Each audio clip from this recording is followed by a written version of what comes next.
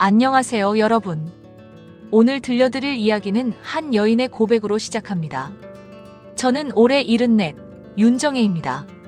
남편 박영수와 50년을 함께 살았습니다. 그 긴 세월 동안 저는 참 많은 것을 참아냈습니다.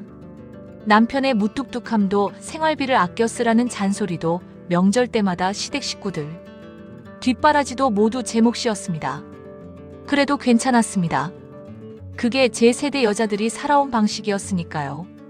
그런데 남편이 세상을 떠나기 석 달 전, 저는 우연히 그의 휴대폰에서 한 여자의 이름을 보게 되었습니다. 최미란. 처음 보는 이름이었습니다. 문자 내용은 간단했습니다. 내일 뵙겠습니다. 조심히 오세요. 그 짧은 문장들이 제 가슴을 무너뜨렸습니다. 저는 남편에게 묻지 못했습니다. 물어봤자 거짓말을 들을 것 같았고, 진실을 들으면 그 자리에서 쓰러질 것 같았습니다. 그렇게 석 달을 살았습니다. 의심과 불안 속에서 말입니다. 그리고 남편은 갑작스러운 심장마비로 세상을 떠났습니다. 장례식 이틀째 되던 날, 그 여자가 나타났습니다. 장례식장 문이 열리고 검은 옷을 입은 낯선 여자가 들어서는 순간, 저는 알았습니다. 저 여자가 바로 최미란이라는 것을. 그리고 제 인생에서 가장 충격적인 진실이 밝혀지는 순간을 맞이하게 됩니다. 지금부터 들려드릴 이야기는 배신이라 믿었던 장면 뒤에 숨겨진 진짜 보호와 마지막 선택에 관한 이야기입니다. 이 나이에 알게 된 진실이 과연 저를 무너뜨릴까요? 아니면 일으켜 세울까요? 함께 들어주시겠습니까? 본격적인 이야기를 시작하기 전에 구독과 좋아요 부탁드립니다. 장례식장 안은 국화 향기와 향 냄새로 가득했습니다. 조문객들이 하나둘 들어와 절을 하고 돌아갔습니다. 저는 상주석에 앉아 고개를 숙인 채 그저 시간이 지나기만을 기다렸습니다. 남편이 없는 세상, 그 현실이 아직 실감나지 않았습니다. 아들 재훈이가 제 옆에 앉아 있었습니다. 52의 나이에도 아직 제 아들은 아들이었습니다. 붉어진 눈으로 조문객들을 맞이하는 그의 모습이 안쓰러웠습니다. 며느리는 안쪽에서 음식 준비를 거들고 있었고, 손자들은 학교 때문에 오지 못했습니다. 오후 2시쯤이었을 겁니다. 장례식장 입구 쪽에서 웅성거리는 소리가 들렸습니다. 처음에는 신경 쓰지 않았습니다. 장례식장이란 원래 사람들 소리로 북적이는 곳이니까요. 그런데 그 웅성거림이 점점 커졌습니다. 뭔가 이상했습니다. 저 여자는 누구야? 누군가의 속삭임이 들렸습니다. 처음 보는 사람인데. 또 다른 목소리였습니다. 저는 고개를 들었습니다. 그리고 그 순간을 평생 잊지 못할 것입니다. 검은 원피스를 입은 여자가 장례식장 문을 열고 들어서고 있었습니다. 60대 초반쯤으로 보였습니다. 단정하게 빗어넘긴 머리, 화장기 없는 얼굴, 그리고 선글라스를 낀 모습. 그녀는 천천히, 아주 천천히 걸어 들어왔습니다. 조문객들의 시선이 모두 그녀에게 쏠렸습니다. 친척 중 누군가가 저 사람 누구야 하고 물었습니다. 아무도 대답하지 못했습니다. 저도 몰랐습니다. 아니, 몰랐다고 생각했습니다. 그때까지는 말입니다. 여자는 영정 앞까지 걸어왔습니다. 그리고 선글라스를 벗었습니다. 그 순간 제 심장이 멈추는 것 같았습니다. 그녀의 얼굴을 본 적은 없었습니다. 하지만 직감적으로 알 수 있었습니다. 저 여자가 바로 최미란이라는 것을. 재훈이가 제 팔을 잡았습니다. 어머니, 저 사람 아세요? 목소리에 경계심이 묻어났습니다. 저는 고개를 저었습니다. 아니, 모른다고 말했지만 제 목소리는 떨리고 있었습니다. 최미란은 영정 앞에 무릎을 꿇었습니다. 그리고 깊게, 아주 깊게 절을 했습니다. 1번, 2번, 3번. 절을 하는 동안 장례식장은 숨소리조차 들리지 않을 만큼 조용해졌습니다. 모두가 그 장면을 지켜보고 있었습니다. 절을 마친 최미란은 천천히 일어났습니다. 그리고 영정 속 남편의 얼굴을 한참 동안 바라보았습니다. 그녀의 눈에서 눈물이 흘러내렸습니다. 조용히 소리 없이 흘러내리는 눈물이었습니다. 저는 그 눈물을 보면서 확신했습니다. 저 여자와 남편 사이에 뭔가 있었다는 것을. 그렇지 않고서야 저렇게 울 수 있겠습니까? 제 가슴 속에서 뭔가가 무너져 내렸습니다. 50년 세월이 함께 늙어가겠다던 약속이 모든 것이 한순간에 거짓말처럼 느껴졌습니다. 재훈이가 벌떡 일어났습니다.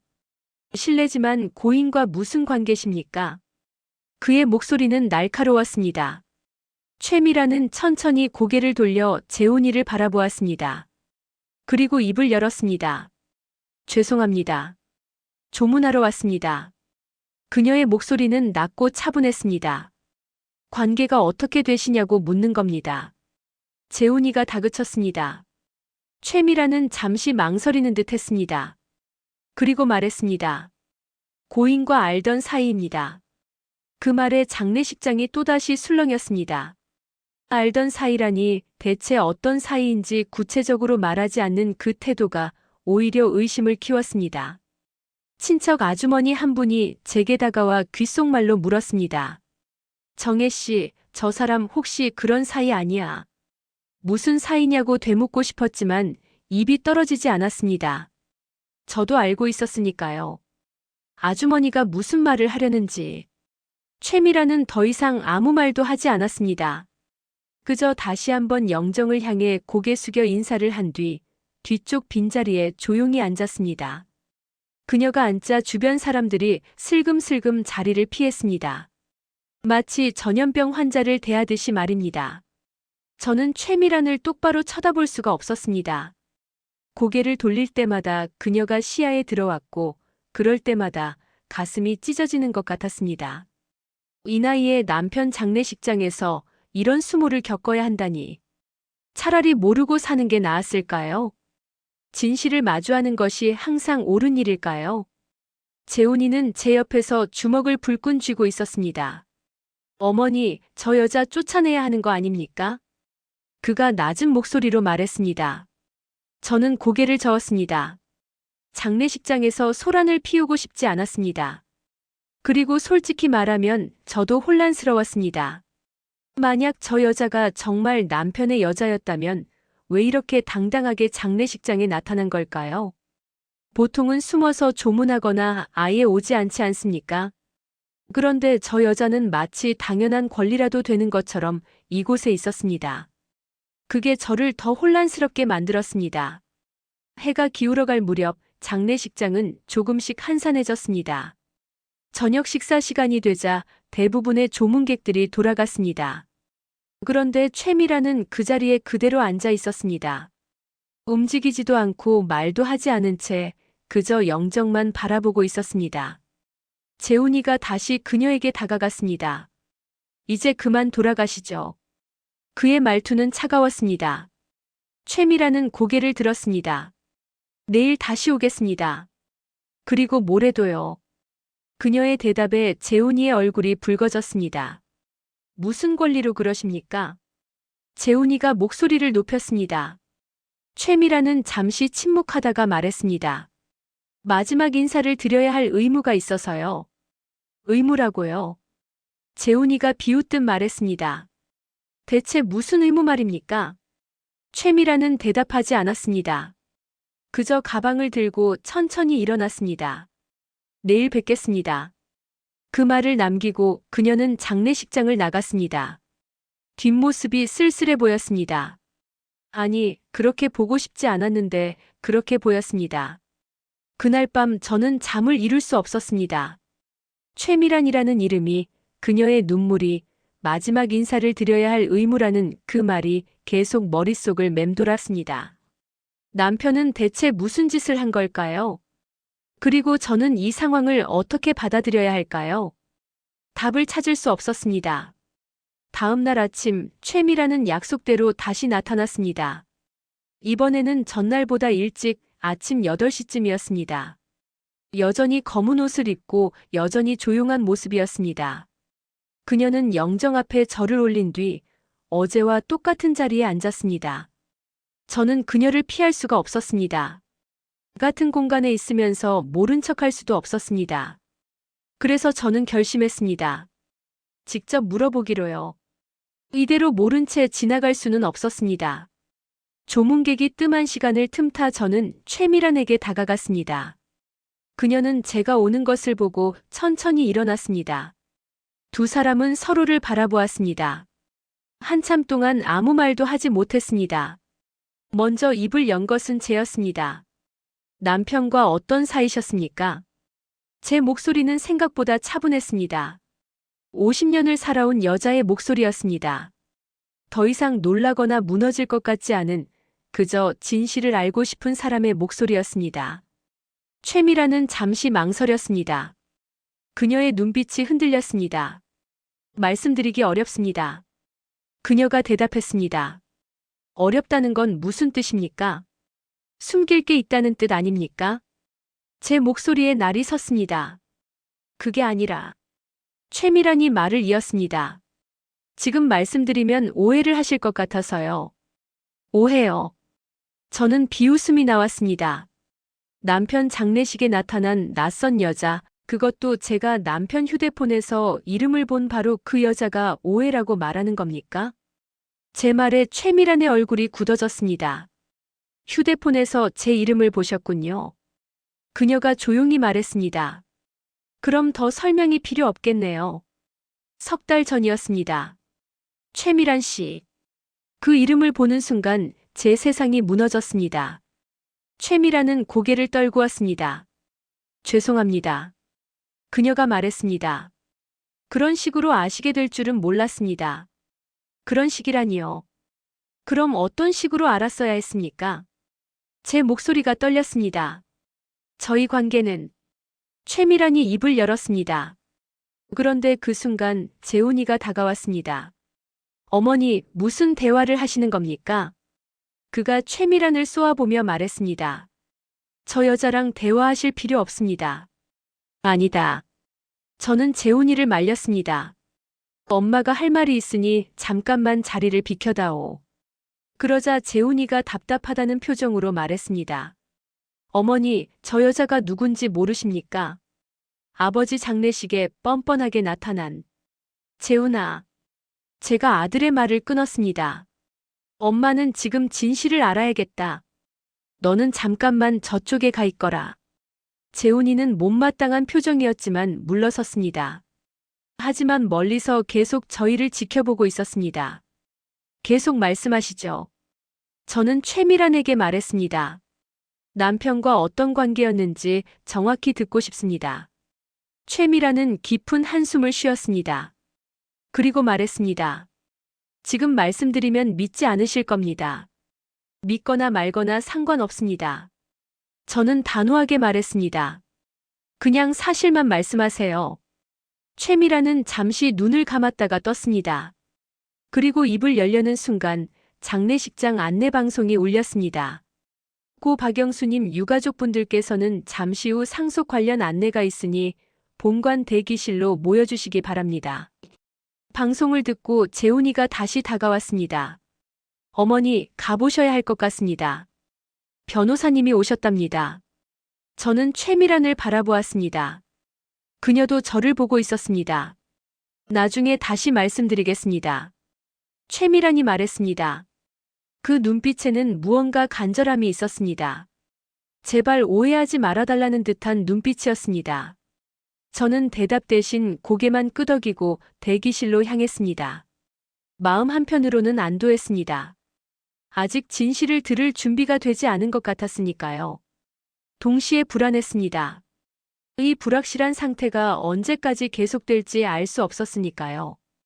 대기실에는 재훈이와 며느리, 그리고 몇몇 가까운 친척들이 모여 있었습니다. 60대 중반쯤 되어 보이는 변호사가 서류 가방을 열고 있었습니다. 안녕하십니까? 고인의 유언 집행을 맡은 변호사 김동욱입니다.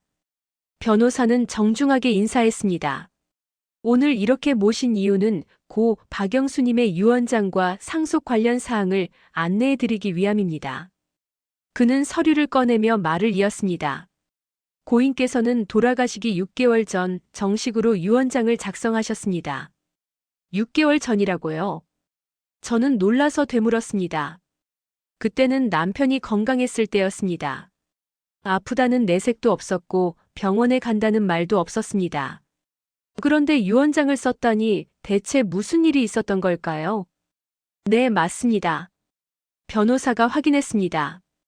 고인께서는 유언장 작성 당시 정신이 온전하셨고 강압이나 사기 없이 자발적으로 작성하셨음을 확인받으셨습니다. 그 말을 듣는 순간 뭔가 불길한 예감이 들었습니다. 재훈이도 불안한 표정이었습니다. 변호사님, 그래서 아버지께서 뭐라고 쓰셨습니까? 변호사는 서류를 펼쳤습니다. 먼저 부동산과 예금 관련 사항부터 말씀드리겠습니다. 본가 주택은 배우자이신 윤정혜님께 전액 상속됩니다. 예금의 3분의 2는 배우자께, 나머지 3분의 1은 장남 박재훈님께 상속됩니다. 여기까지는 평범했습니다. 예상했던 내용이었습니다. 그런데 변호사가 다음 장을 넘기며 말했습니다. 그리고 고인께서 별도로 적립해 두신 3천만 원이 있습니다. 이 금액은 변호사가 잠시 말을 멈췄습니다. 뭔가 말하기 조심스러운 듯 했습니다. 이 금액은 어떻게 되는 겁니까? 재훈이가 재촉했습니다. 변호사는 침을 삼켰습니다. 이 금액은 최미란 씨에게 상속됩니다. 그 말이 떨어지는 순간 대기실이 얼어붙었습니다. 뭐라고요? 재훈이가 벌떡 일어났습니다. 지금 뭐라고 하신 겁니까? 최미란이요. 저 여자 말입니까? 변호사는 당황한 기색 없이 대답했습니다. 네, 최미란 씨입니다. 주민등록번호도 명시되어 있습니다. 저는 그 자리에 그대로 굳어버렸습니다. 머릿속이 하얘졌습니다. 남편이 저 여자에게 돈을 남겼다니. 그것도 3천만 원이나. 이게 대체 무슨 의미입니까? 정말 두 사람 사이에 그런 관계가 있었던 건가요? 말도 안 됩니다. 재훈이가 소리쳤습니다. 아버지 장례식에 뻔뻔하게 나타난 여자에게 돈을 물려준다니 이게 말이 됩니까?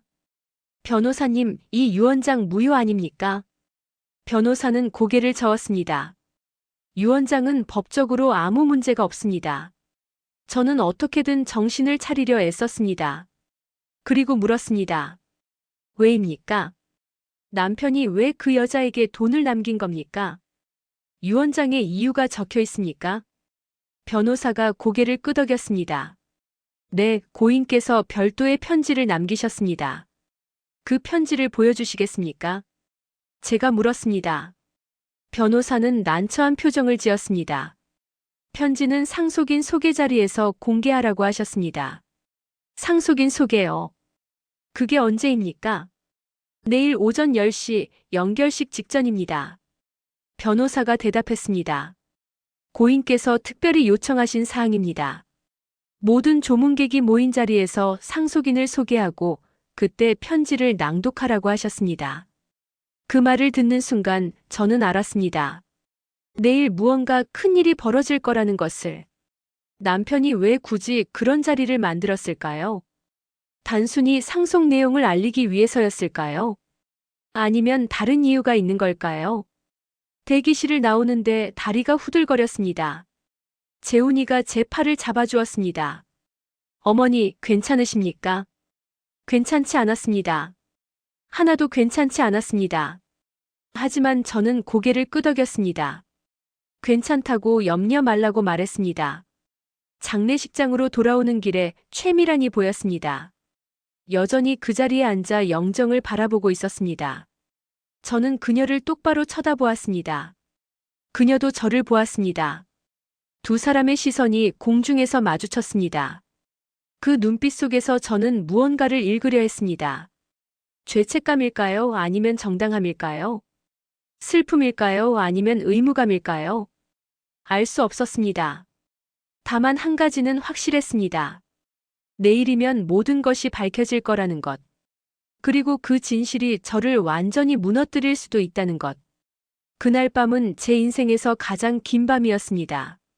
눈을 감아도 잠이 오지 않았습니다. 남편과 함께했던 50년이 주마등처럼 스쳐 지나갔습니다. 첫 만남, 결혼식, 아이 출산, 함께 늙어가던 모든 순간들. 그 모든 것이 거짓이었을까요? 새벽 4시쯤 저는 결국 침대에서 일어났습니다. 잠을 자는 것을 포기했습니다. 대신 남편의 유품을 정리하기 시작했습니다. 옷장을 열었습니다. 낡은 양복들, 평생 입던 스웨터들, 신발들. 모든 게 남편의 냄새가 났습니다. 서랍을 열었을 때 낡은 수첩 하나를 발견했습니다. 남편의 필체로 빼곡히 적혀 있었습니다. 날짜와 장소, 그리고 간단한 메모들. 병원이라는 단어가 자주 보였습니다. 대학병원 이비인후과 신경과. 남편이 병원을 다녔다는 사실을 저는 몰랐습니다. 석 달 전부터 기록이 시작되었습니다. 정확히 제가 휴대폰에서 최미란이라는 이름을 본 시기였습니다. 월요일 오전 10시 검사. 수요일 오후 2시 결과 확인. 금요일 오전 9시 추가 검사. 남편은 일주일에 서너 번씩 병원에 다녔던 겁니다. 그런데 왜 저한테 말하지 않았을까요? 아픈 것도 숨기고 병원 가는 것도 숨기고 혼자서 다 견디려 했던 걸까요? 아니면 저한테 걱정 끼치기 싫어서였을까요? 남편다운 선택이었습니다. 평생 그렇게 살았으니까요. 수첩 마지막 장에 최미란이라는 이름이 적혀 있었습니다. 그 옆에 연락처와 간단한 메모. 월수금 오전, 화목 오후. 무슨 의미인지 알 수 없었습니다. 하지만 분명한 건 최미란이 남편의 병원 생활과 관련이 있다는 것이었습니다. 아침 6시 재훈이가 장례식장으로 왔습니다. 어머니 주무셨어요. 하나도 못 잤다고 대답했습니다. 재훈이도 잠을 못 잔 얼굴이었습니다. 어머니, 오늘 상속인 소개 때 제가 맡겠습니다. 저 여자 이름이 불리는 순간 제가 항의하겠습니다. 저는 고개를 저었습니다. 아니다. 일단 들어보자. 아버지가 왜 그런 결정을 하셨는지 이유를 들어봐야 한다. 재훈이는 답답하다는 표정이었습니다. 이유가 뭐가 중요합니까? 아버지가 바람을 피우셨다는 게 중요한 거 아닙니까? 단정 짓지 마라. 제가 말했습니다. 아직 아무것도 확실하지 않다. 하지만 저도 확신이 없었습니다. 모든 정황이 그쪽을 가리키고 있었으니까요. 그래도 마지막 희망을 버릴 수 없었습니다. 제발 다른 이유가 있기를 바랐습니다. 오전 9시쯤 조문객들이 하나둘 모이기 시작했습니다.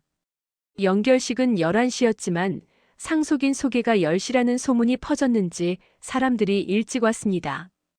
다들 궁금했던 겁니다. 어제 나타난 그 여자가 대체 누구인지.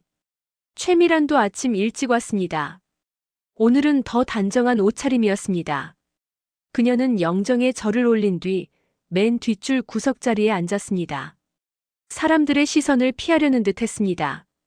하지만 모두의 눈은 그녀를 향하고 있었습니다. 10시 5분 전 변호사가 도착했습니다. 그는 단상 옆에 자리를 잡았습니다. 준비된 서류와 봉투를 책상 위에 놓았습니다. 그중 하나가 남편의 편지일 것입니다. 저는 그 봉투를 계속 바라보았습니다. 정각 10시 변호사가 마이크 앞에 섰습니다. 장례식장이 조용해졌습니다. 100여 명의 조문객이 모두 숨을 죽였습니다. 안녕하십니까? 변호사의 목소리가 울렸습니다. 지금부터 고 박영수님의 유언에 따라 상속인 소개를 진행하겠습니다. 변호사는 서류를 펼쳤습니다. 먼저 고인께서는 평생 모은 재산을 가족들에게 남기셨습니다. 본가 주택은 배우자이신 윤정혜님께, 예금은 윤정혜님과 장남 박재훈님께 나누어 상속됩니다. 여기까지는 평범했습니다. 그리고 변호사가 말을 이었습니다. 고인께서는 별도로 적립한 3천만 원을 최미란 씨에게 상속하십니다. 그 순간 장례식장이 술렁이기 시작했습니다. 속삭임이 여기저기서 터져나왔습니다. 최미란 씨는 이 자리에 계십니까? 변호사가 물었습니다. 최미란이 천천히 일어났습니다. 모든 사람의 시선이 그녀에게 쏠렸습니다. 비난하는 눈빛, 경멸하는 눈빛, 호기심 어린 눈빛. 온갖 시선이 그녀를 향했습니다. 재훈이가 벌떡 일어났습니다. 잠깐만요. 그가 소리쳤습니다. 이건 말이 안 됩니다. 아버지가 왜 저 여자에게 돈을 남기십니까? 설명을 해주셔야 합니다. 장례식장이 더욱 시끄러워졌습니다. 사람들이 동조하듯 웅성거렸습니다. 변호사는 침착하게 대답했습니다. 고인께서 그 이유를 편지로 남기셨습니다. 지금부터 그 편지를 낭독하겠습니다. 변호사가 봉투를 열었습니다. 저는 숨을 멈췄습니다. 심장이 터질 것처럼 뛰었습니다. 고 박영수님의 편지입니다. 변호사가 읽기 시작했습니다. 이 편지를 듣는 여러분께 먼저 제 장례식에 와주셔서 감사합니다. 특히 50년을 함께한 아내 정혜에게 미안하고 고맙다는 말을 전합니다. 저는 눈물이 났습니다. 남편의 목소리가 들리는 것 같았습니다. 변호사는 계속 읽었습니다. 여러분은 최미란 씨를 보고 의아해하실 겁니다. 어떤 분들은 저를 비난하실지도 모릅니다. 하지만 진실은 여러분이 생각하시는 것과 다릅니다. 진실이 다르다고요. 재훈이가 중얼거렸습니다. 그럼 대체 뭡니까?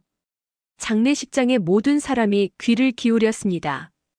변호사의 목소리만이 공간을 채웠습니다. 저는 6개월 전 병을 진단받았습니다. 변호사가 읽었습니다. 그 말에 제 가슴이 철렁 내려앉았습니다. 병이라니. 남편이 아팠던 겁니까? 왜 말하지 않았습니까? 왜 혼자 견뎠습니까? 파킨슨병이었습니다. 변호사가 계속 읽었습니다. 의사 선생님은 빠르게 진행될 거라고 했습니다. 몇 년 안에 혼자서는 아무것도 할 수 없게 될 거라고요. 저는 그 말을 듣고 결심했습니다. 아내에게 짐이 되지 않겠다고. 저는 울음을 참을 수 없었습니다. 눈물이 흘러내렸습니다. 재훈이도 눈을 붉혔습니다. 조문객들도 숙연해졌습니다. 최미란은 고개를 숙인 채 조용히 울고 있었습니다. 그래서 저는 최미란 씨와 계약을 맺었습니다. 변호사의 목소리가 이어졌습니다. 그 말에 장례식장이 다시 한번 술렁였습니다. 계약이라니 대체 무슨 계약이란 말입니까? 모두가 숨을 죽이고 다음 말을 기다렸습니다. 간병 계약이었습니다. 변호사가 편지를 읽었습니다. 최미란 씨는 전문 간병사이십니다. 저는 그분과 계약을 맺고 제가 혼자 있을 때 도움을 받았습니다. 그 말이 떨어지자 장례식장이 순식간에 조용해졌습니다. 간병사라고요? 누군가가 중얼거렸습니다. 그럼 저 여자가 상간녀가 아니라. 또 다른 목소리가 이어졌습니다. 사람들이 서로를 바라보았습니다. 방금 전까지 그녀를 비난하던 시선이 당혹스러움으로 바뀌었습니다. 저는 믿을 수 없었습니다. 간병사였다고요? 그럼 제가 그동안 겪었던 고통은 뭐였습니까? 석 달 동안 의심하고 괴로워했던 그 시간들은요. 남편은 왜 진작 말하지 않았습니까? 왜 저를 이렇게 오해 속에 방치했습니까? 변호사가 계속 읽었습니다. 왜 아내에게 말하지 않았냐고요? 말할 수 없었습니다. 아내가 자기 일처럼 나서서 간병하려 들게 뻔했으니까요. 이른이 넘은 나이에 남편 수발을 들게 하고 싶지 않았습니다. 남편의 마음이 편지를 통해 전해졌습니다. 그래서 저는 아내 몰래 병원을 다녔고 몰래 간병을 받았습니다. 최미란 씨는 일주일에 5번 제가 혼자 있는 시간에 와서 도와주셨습니다. 약 챙기는 일, 물리치료 도와주는 일, 그런 것들이었습니다. 재훈이가 자리에서 일어났습니다. 그럼 아버지, 그동안 혼자 그 병을 앓고 계셨다는 겁니까? 그의 목소리가 떨렸습니다. 왜 저희한테 말씀 안 하셨습니까? 저희가 도와드렸을 텐데요. 변호사는 재훈이를 바라보았습니다. 그리고 다시 편지를 읽었습니다. 아들에게도 말하지 않았습니다. 아들은 회사 일로 바쁘고 손자들 뒷바라지도 해야 합니다. 거기에 아픈 아버지까지 신경 쓰게 하고 싶지 않았습니다. 제 눈에서 눈물이 멈추지 않았습니다. 남편은 평생 그렇게 살았습니다. 자기 고통은 숨기고 가족 걱정은 혼자 짊어지고 강한 척하고 괜찮은 척하고 그게 그 세대 남자들의 방식이었습니다. 그리고 그게 남편을 얼마나 외롭게 했을지 이제야 알겠습니다. 변호사가 다음 장을 넘겼습니다. 최미란 씨에게 3천만 원을 남기는 이유도 설명하겠습니다. 그분은 6개월 동안 쟤를 돌봐주셨습니다. 그런데 제가 계약금의 절반도 드리지 못하고 세상을 떠났습니다. 계약금이었다는 말에 사람들이 고개를 끄덕였습니다. 그제야 이해가 되는 듯 했습니다. 최미란 씨는 한 번도 돈을 재촉하지 않으셨습니다. 변호사가 읽었습니다. 오히려 제 건강을 먼저 걱정해 주셨습니다. 그런 분께 제대로 된 보상도 못하고 떠나는 게 마음에 걸렸습니다. 저는 최미란을 바라보았습니다. 그녀는 여전히 고개를 숙이고 있었습니다. 어깨가 떨리는 게 울고 있는 게 분명했습니다. 제가 그녀를 얼마나 오해했습니까? 얼마나 차갑게 대했습니까? 죄책감이 밀려왔습니다. 그래서 이렇게 유언으로 남깁니다. 변호사의 목소리가 계속되었습니다. 최미란 씨, 그동안 정말 감사했습니다. 덕분에 마지막 시간을 존엄하게 보낼 수 있었습니다. 이 돈으로 그 마음에 조금이나마 보답하고 싶습니다. 장례식장은 숙연했습니다. 아까까지 수군대던 소리가 완전히 사라졌습니다. 모두가 침묵 속에서 편지를 들었습니다. 그리고 각자의 마음속으로 고인을 떠올렸습니다. 아내 정혜에게도 할 말이 있습니다. 변호사가 편지의 마지막 부분을 읽었습니다. 당신을 속인 것 같아 미안합니다. 하지만 이것이 당신을 지키는 유일한 방법이었습니다. 50년 고생한 당신에게 마지막까지 짐이 되고 싶지 않았습니다. 제 가슴이 미어졌습니다. 남편의 마음이 이제야 이해되었습니다. 왜 숨겼는지, 왜 혼자 견뎠는지. 그것이 사랑이었다는 것을. 서투르고 불완전하지만 그 나름대로 저를 지키려 했다는 것을. 변호사가 편지를 접었습니다. 이상입니다. 고 박영수님의 유언이었습니다. 그가 단상에서 내려왔습니다. 장례식장은 여전히 조용했습니다. 누구도 먼저 말을 꺼내지 못했습니다. 재훈이가 최미란에게 다가갔습니다. 죄송합니다. 그가 고개를 숙였습니다. 오해했습니다. 아버지를 돌봐주셔서 감사합니다. 최미란은 고개를 저었습니다. 괜찮습니다. 충분히 그러실 만했습니다. 저도 자리에서 일어났습니다. 다리에 힘이 없었지만 어떻게든 걸어갔습니다. 최미란 앞에 섰습니다. 그녀가 고개를 들어 저를 바라보았습니다. 두 사람의 눈이 마주쳤습니다. 죄송합니다. 제가 먼저 말했습니다. 오해했습니다. 당신을 나쁜 사람으로 생각했습니다. 최미란의 눈에서 눈물이 흘러내렸습니다. 아닙니다. 저야말로 죄송합니다. 사모님께 말씀드렸어야 했는데요. 아니에요. 제가 말을 이었습니다. 당신은 계약을 지킨 거예요. 남편의 의사를 존중한 거고요. 잘못한 건 남편이에요. 저한테 솔직하게 말했어야 했어요. 그랬으면 이런 오해도 없었을 텐데. 최미란이 조용히 말했습니다. 사장님은 끝까지 사모님 걱정만 하셨어요. 제가 드리는 약도 사모님이 알면 슬퍼하실까봐 걱정하셨고요. 물리치료 받으실 때도 사모님 생각하시면서 힘을 내셨어요. 그 말을 듣고 저는 참았던 울음을 터뜨렸습니다. 50년을 함께 산 남편. 마지막까지 저를 생각했던 그 사람. 서툴렀지만 최선을 다했던 그 마음. 이제야 다 이해할 수 있었습니다. 조문객들도 하나둘 일어나 최미란에게 인사했습니다. 고생하셨습니다. 고인을 잘 돌봐주셔서 감사합니다. 아까까지 그녀를 비난하던 사람들이었습니다. 하지만 진실을 알고 나니 태도가 완전히 바뀌었습니다. 변호사가 다시 단상에 올랐습니다. 한 가지 더 전해드릴 게 있습니다. 그가 또 다른 봉투를 꺼냈습니다. 고인께서 최미란 씨께 따로 쓴 편지입니다. 전달해 드리겠습니다. 최미란이 앞으로 나갔습니다. 변호사로부터 봉투를 받았습니다. 그녀의 손이 떨렸습니다. 지금 여기서 읽어도 될까요?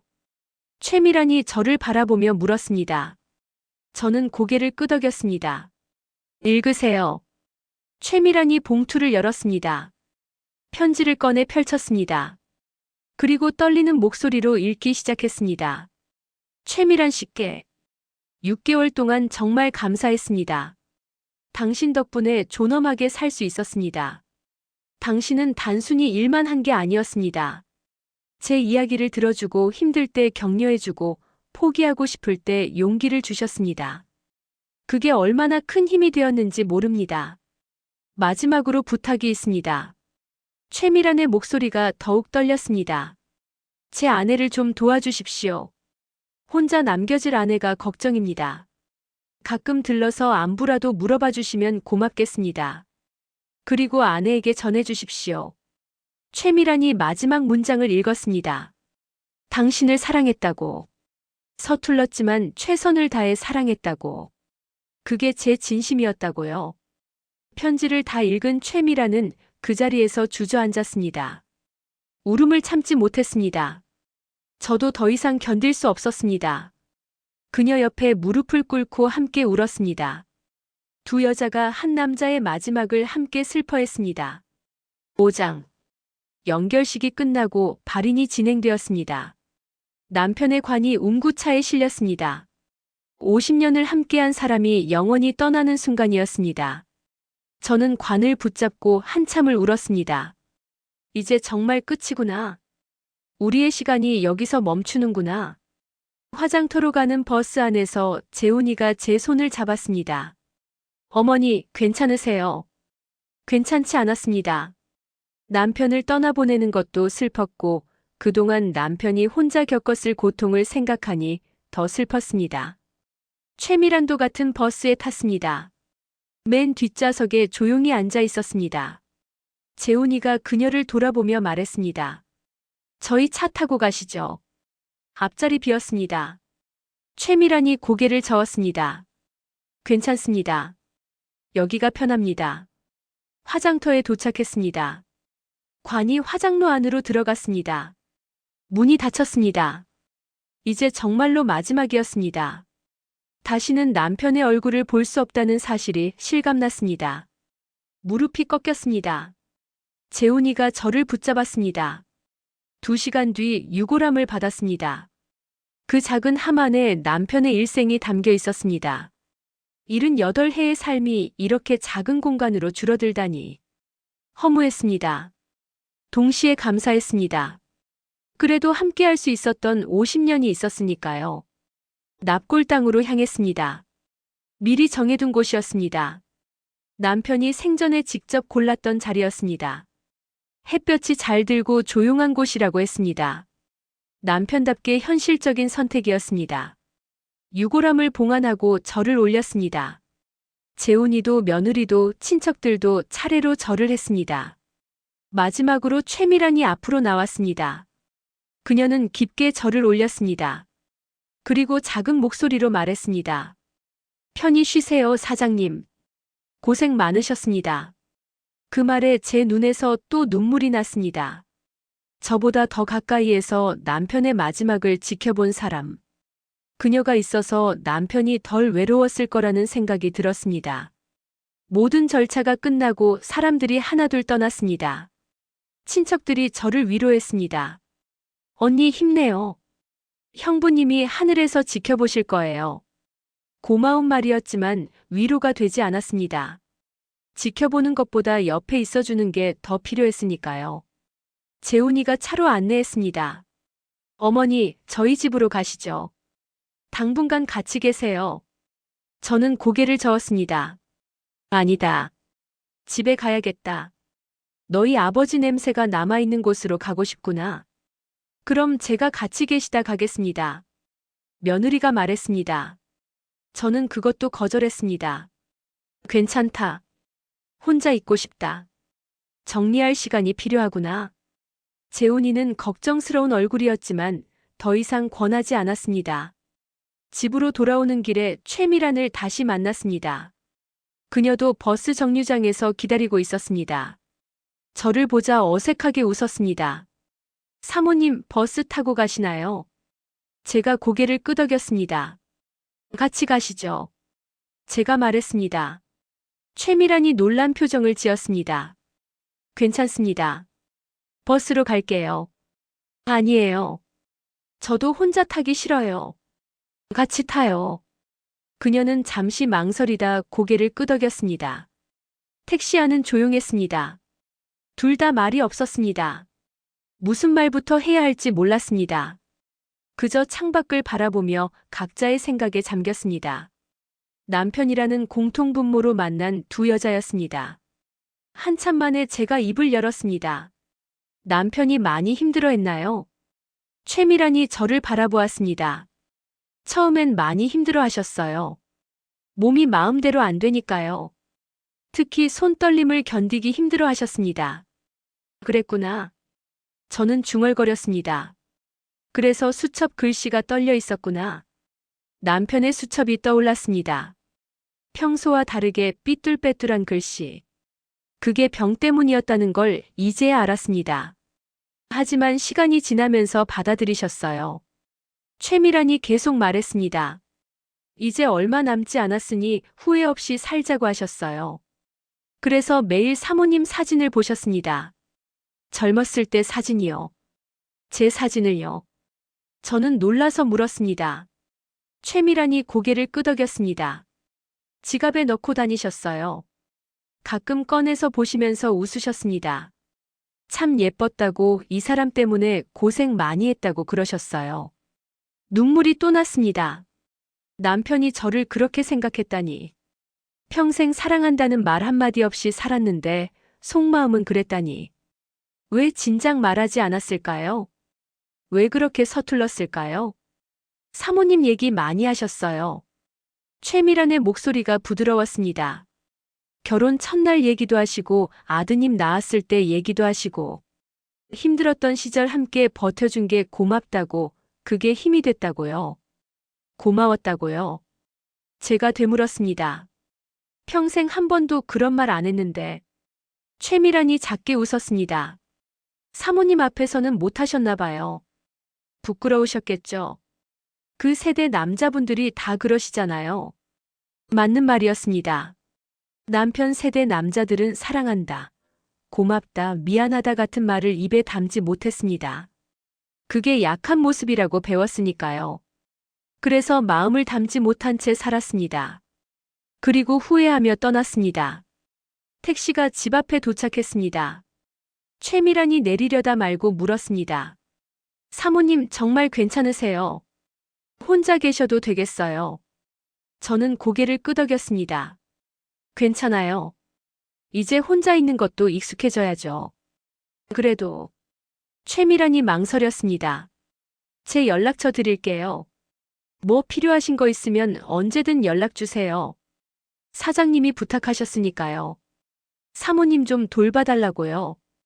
그 말에 제 가슴이 뭉클했습니다. 남편은 마지막까지 저를 생각했던 겁니다. 혼자 남을 아내를 위해 사람까지 부탁해 놓았던 겁니다. 고맙기도 하고 서럽기도 했습니다. 6장. 집에 들어서니 텅 빈 느낌이었습니다. 남편의 신발이 현관에 없었습니다.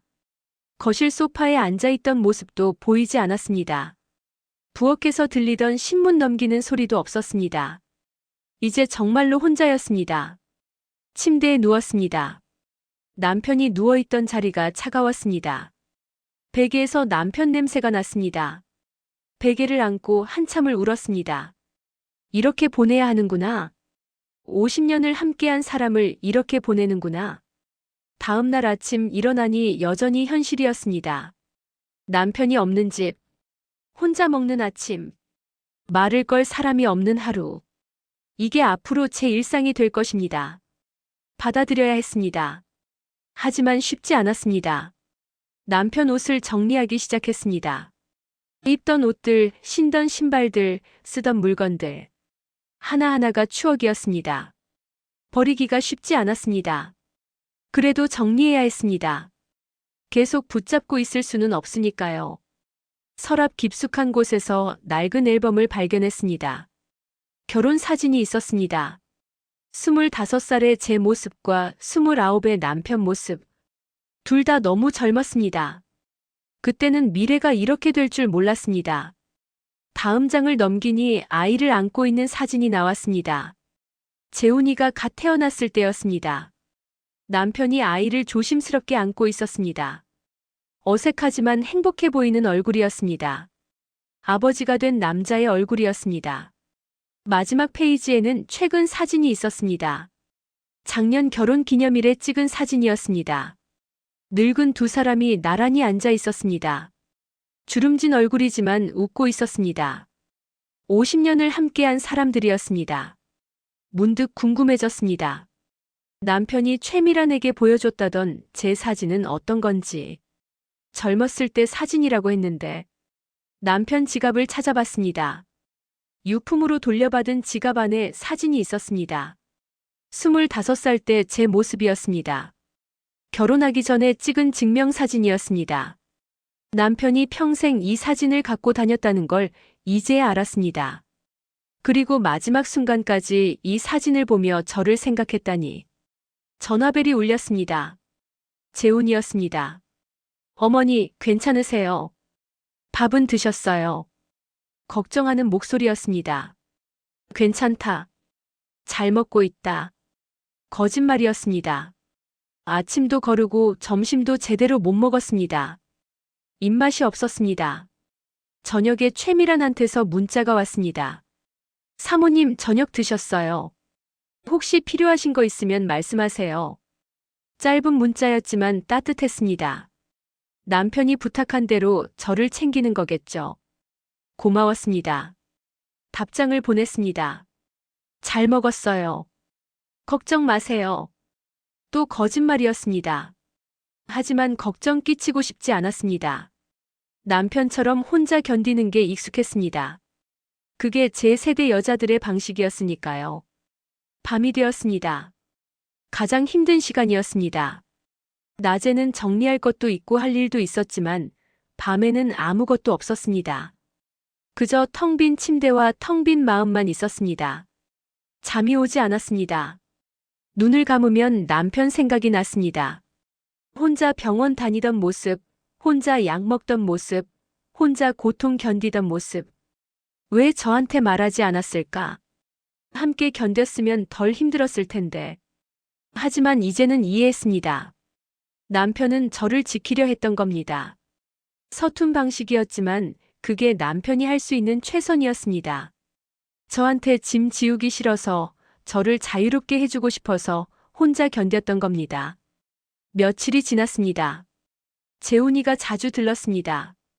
어머니 혼자 두기 걱정된다며 거의 매일 왔습니다. 고마웠지만 한편으로는 부담스러웠습니다. 아들도 자기 생활이 있는데 엄마 걱정만 하게 하고 싶지 않았습니다. 괜찮다고 말했습니다. 너무 자주 오지 마라. 회사 일이나 집안일이나 신경 써라. 재훈이는 걱정스러운 얼굴이었습니다. 그래도 어머니 혼자 계시는데요. 혼자 있는 것도 괜찮다. 익숙해지면 된다. 사실 거짓말이었습니다. 전혀 괜찮지 않았습니다. 매일 밤 울었고 매일 아침 남편이 없다는 현실을 받아들여야 했습니다.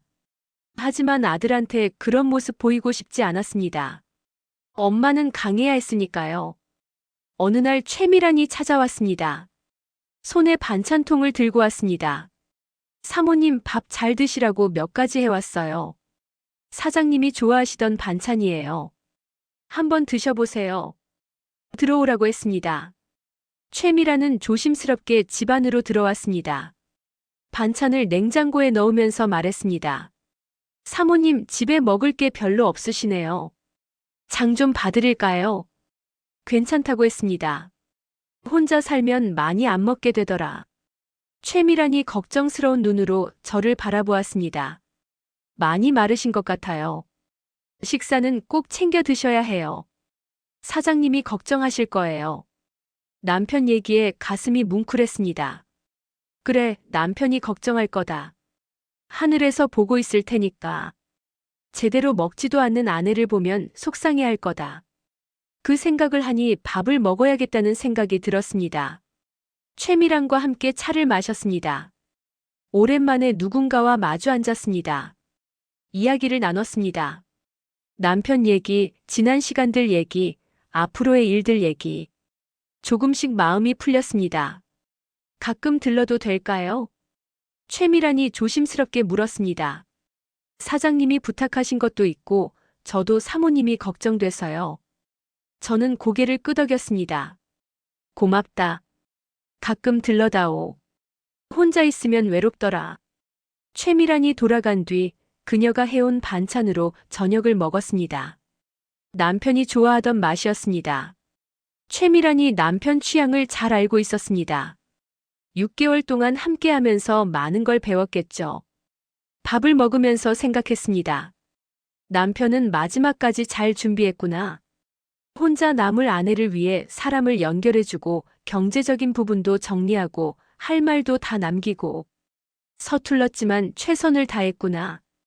시간이 흘렀습니다. 1달, 2달, 석 달. 계절이 바뀌었습니다. 처음에는 하루하루가 지옥 같았습니다. 남편 없이 어떻게 살아야 할지 몰랐습니다. 하지만 시간은 잔인하게도 계속 흘렀고 저도 어쩔 수 없이 적응해 갔습니다. 최미라는 약속대로 일주일에 한 번씩 들렀습니다. 반찬을 해오기도 하고 그냥 차 한잔 하러 오기도 했습니다. 처음에는 어색했지만 점점 편해졌습니다. 이제는 기다려지기까지 했습니다. 어느 날 최미란이 물었습니다. 사모님, 사장님이 아프다는 거 정말 몰랐어요. 저는 고개를 끄덕였습니다. 전혀 몰랐어요. 석 달 전에 우연히 당신 이름을 봤을 때도 설마 했죠. 병 때문일 거라고는 상상도 못했어요. 그때 얼마나 오해하셨을까요? 최미란이 조심스럽게 말했습니다. 제가 상간녀로 보였겠죠. 저는 솔직하게 대답했습니다. 그렇게 생각했어요. 그래서 매일 밤 울었어요. 50년을 함께한 사람이 배신했다고 생각하니 견딜 수가 없었어요. 죄송해요. 최미란이 고개를 숙였습니다. 제가 사모님께 말씀드렸어야 했는데 사장님이 절대 말하지 말라고 하셔서. 아니에요. 제가 말을 끊었습니다. 당신 잘못이 아니에요. 남편이 그렇게 부탁했으면 지켜야죠. 하지만 그때는 정말 힘드셨을 거예요. 최미란의 눈에 눈물이 맺혔습니다. 혼자 그 오해를 견디시면서 얼마나 아프셨을까요? 저는 작게 웃었습니다. 힘들었죠. 하지만 이제는 이해해요. 남편의 마음을요. 남편은 제가 아프다는 걸 알면 당연히 간병하려 들 거라고 생각했습니다. 그게 아내의 도리라고 생각하는 세대였으니까요. 하지만 남편은 그걸 원하지 않았습니다. 늙은 아내가 더 늙은 남편을 간병하는 모습을 보고 싶지 않았던 거죠. 사장님은 끝까지 사모님 걱정만 하셨어요. 최미란이 말했습니다. 약 드실 때도 물리치료 받으실 때도 힘들어 하실 때도 항상 사모님 얘기를 하셨어요. 아내가 알면 슬퍼할까봐, 아내한테 짐이 될까봐 그게 제일 걱정이셨어요. 그 얘기를 들으면서 또 울었습니다. 남편이 그렇게 저를 생각했다니. 평생 무뚝뚝하게 살면서 속으로는 그런 마음을 품고 있었다니. 왜 진작 말하지 않았을까요? 그랬으면 더 잘해줄 수 있었는데. 사모님도 충분히 잘하셨어요. 최미란이 제 손을 잡았습니다. 사장님이 그러셨어요. 아내 덕분에 여기까지 왔다고. 힘들 때마다 아내 생각하면서 버텼다고요. 그게 살아온 이유였다고요. 그날 저는 남편의 묘소를 찾아갔습니다. 최미란도 함께했습니다. 납골당 앞에 섰습니다. 유골함 앞에 무릎을 꿇었습니다. 꽃을 놓고 절을 했습니다. 그리고 남편에게 말했습니다. 여보, 이제야 당신 마음을 알 것 같아요. 저를 지키려고 혼자 고생했던 거 이제 이해해요. 미안해요. 그때 오해해서, 당신을 의심해서. 하지만 고마워요. 마지막까지 저를 생각해줘서. 최미란도 옆에서 절을 했습니다. 사장님, 사모님 잘 계세요. 제가 자주 들를게요. 걱정 마세요. 두 여자가 나란히 앉아 한 남자를 추모했습니다. 그 모습이 묘하게 평화로웠습니다. 돌아오는 길에 최미란이 말했습니다. 사모님, 제가 간병일하면서 많은 분들을 봤어요. 어떤 분은 가족한테 버림받고 어떤 분은 혼자 쓸쓸하게 가셨어요. 하지만 사장님은 달랐어요. 마지막까지 사랑하는 사람을 위해 최선을 다하셨어요. 그게 사랑이겠죠. 제가 말했습니다. 서툴고 완벽하지 않지만 그 나름대로 사랑하는 방식이었던 거죠. 최미란이 고개를 끄덕였습니다. 맞아요. 그게 진짜 사랑이에요. 말보다 행동으로 보여주는 사랑이요. 집에 돌아와 남편 사진을 꺼냈습니다. 결혼 50주년 때 찍은 사진이었습니다. 사진 속 남편은 웃고 있었습니다. 어색하지만 행복해 보이는 웃음이었습니다. 50년을 함께한 사람의 웃음이었습니다. 사진을 보면서 말했습니다. 여보, 이제 알아요. 당신이 왜 그랬는지. 당신 방식대로 나를 사랑했다는 거. 고마워요. 그리고 미안해요. 더 잘해주지 못해서. 그날 밤 오랜만에 편히 잠들었습니다. 남편이 꿈에 나타났습니다. 젊었을 때 모습이었습니다. 손을 내밀며 웃고 있었습니다. 저도 손을 내밀었습니다. 두 사람의 손이 닿는 순간 따뜻한 느낌이 들었습니다. 꿈에서 깨어났습니다. 아침 햇살이 방 안으로 들어왔습니다. 새로운 하루였습니다. 남편 없는 하루였지만 이제는 견딜 수 있을 것 같았습니다. 남편이 남긴 사랑을 기억하면서 말입니다. 최미란한테 문자를 보냈습니다. 오늘 시간 되면 같이 점심 먹을래요. 제가 해줄게요. 남편이 좋아하던 음식으로요. 답장이 왔습니다. 좋아요. 그럼 제가 후식 가져갈게요. 부엌으로 갔습니다. 재료를 꺼냈습니다. 남편이 좋아하던 된장찌개를 끓이기 시작했습니다. 요리를 하면서 생각했습니다. 이제 혼자지만 외롭지 않다. 남편이 남긴 사랑이 있고 그 사랑이 연결해준 사람이 있다. 1년이 흘렀습니다. 남편의 첫 기일이었습니다. 재훈이 가족과 함께 납골 땅을 찾았습니다. 최미란도 함께했습니다. 이제는 가족처럼 편한 사이가 되었습니다. 남편이 남긴 마지막 선물이었습니다. 유골함 앞에 음식을 차렸습니다. 남편이 좋아하던 음식들이었습니다. 된장찌개, 불고기, 깍두기. 평생 먹던 소박한 음식들이었습니다. 이런 음식들로 50년을 함께했습니다. 절을 올렸습니다. 재훈이가 먼저 며느리와 손주들이 차례로 그리고 최미란이 마지막으로 절을 했습니다. 모두가 각자의 방식으로 고인을 추모했습니다. 1년 전 장례식 때와는 다른 분위기였습니다. 절을 마치고 이야기를 나눴습니다. 재훈이가 말했습니다. 아버지, 1년이 지났어요. 처음에는 어떻게 살아야 할지 몰랐는데 이제는 조금 괜찮아졌어요. 어머니도 건강하시고 저희도 잘 지내고 있어요. 손주가 말했습니다. 할아버지, 저 이번에 시험 잘 봤어요. 할아버지가 하늘에서 도와주신 것 같아요. 아이의 순수한 말에 모두가 웃었습니다. 남편이 들으면 좋아했을 것 같았습니다. 최미란이 조용히 말했습니다. 사장님, 사모님 잘 계세요. 약속대로 자주 들르고 있어요. 걱정 마세요. 그녀의 말에 저는 고개를 끄덕였습니다. 남편의 마지막 부탁을 지키고 있는 그녀가 고마웠습니다. 제 차례였습니다. 유골함 앞에 섰습니다. 남편의 이름이 새겨진 함을 만졌습니다. 차가웠습니다. 하지만 마음은 따뜻했습니다. 입을 열었습니다. 여보, 1년이 지났어요. 당신 없이 1년을 살았어요. 처음엔 정말 힘들었어요. 어떻게 살아야 할지 몰랐어요. 하지만 이제는 알아요. 당신이 남긴 사랑으로 살아가는 거라는 걸요. 당신이 준비해준 덕분에 외롭지 않아요. 최미란 씨가 자주 들러서 반찬도 해주고 이야기도 들어줘요. 재훈이도 자주 와서 챙겨줘요. 손주들도 잘 크고 있어요. 모두 잘 지내고 있으니 걱정 마세요. 그리고 말하고 싶었어요. 미안하다고. 당신이 혼자 아픈 걸 몰라서 의심해서 오해해서 미안해요. 하지만 이제는 이해해요. 당신 방식대로 나를 사랑했다는 거. 그게 당신이 할 수 있는 최선이었다는 거. 고맙다는 말도 하고 싶어요. 50년 동안 함께해줘서 마지막까지 나를 생각해줘서 혼자 남을 나를 위해 길을 만들어줘서. 서툴렀지만 최선을 다한 당신의 사랑, 평생 잊지 않을게요. 이제 편히 쉬세요.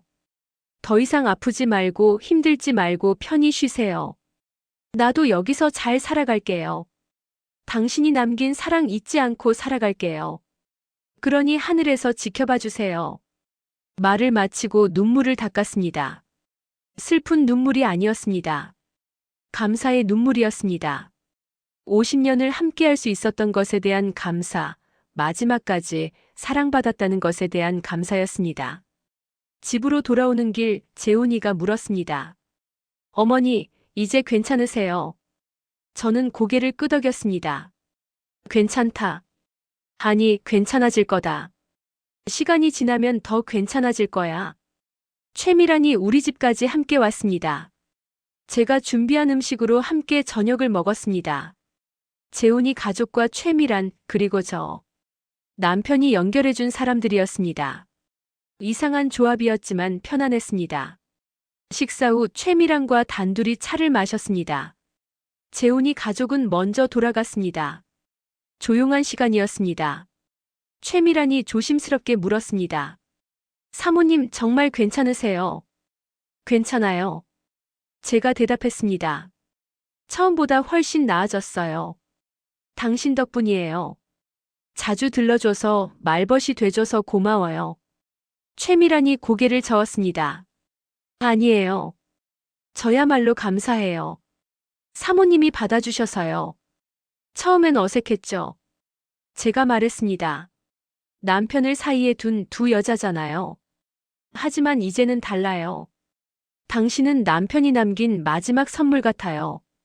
나를 위해 준비해둔 사람이요. 사장님은 끝까지 사모님만 생각하셨어요. 최미란이 말했습니다. 돌아가시기 전날도 제게 부탁하셨어요. 아내 좀 돌봐달라고, 혼자 두면 외로워할 거라고, 자주 들러달라고요. 그날의 일을 최미란이 이야기했습니다. 남편의 마지막 날 병실에서 있었던 일. 저는 몰랐던 이야기였습니다. 남편은 마지막 순간까지 저를 걱정했던 겁니다. 사장님이 그러셨어요. 최미란의 목소리가 떨렸습니다. 아내한테 짐이 되고 싶지 않았다고. 그래서 병을 숨겼다고. 하지만 혼자 떠나는 게 미안하다고. 아내를 부탁한다고요. 그 말을 듣고 또 울었습니다. 남편이 얼마나 저를 사랑했는지 이제야 제대로 알 것 같았습니다. 말로는 표현 못했지만 행동으로 보여준 사랑. 그게 남편의 방식이었습니다. 앞으로도 자주 들러도 될까요? 최미란이 물었습니다.